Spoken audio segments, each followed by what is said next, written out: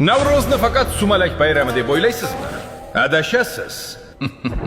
Bu bayram ostida mudhish miflar va qonli afsonalar yotibdi.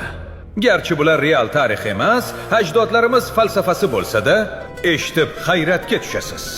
Hammasi koinot siridan boshlanadi.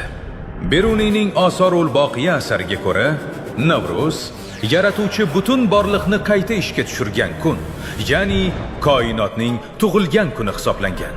Koinot yaralgach, navbat ilk osmon parvoziga keldi.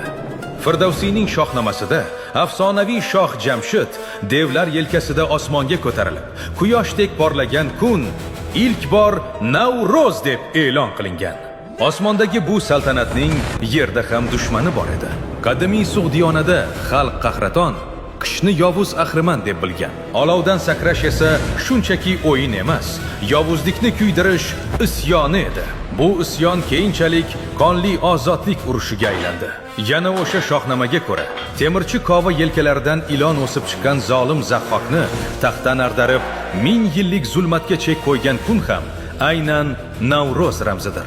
Lekin e'tibor qiling, bularning barchasi mif bo'lsa, Boburnomadagisi ayni haqiqat. Temuriylar davrida Navro'z oddiy sayil emas, chet el elchilariga davlatning mutlaq qudratini ko'rsatuvchi, ko'z-ko'z qiluvchi diplomatik qurol bo'lgan. Oddiy bayram ortidagi bu dahshatli tarixni bilarmidingiz? Fikringizni izohlarda yozib qoldiring. Tarixning yashirin sirlarini bilish uchun hoziroq obuna bo'ling.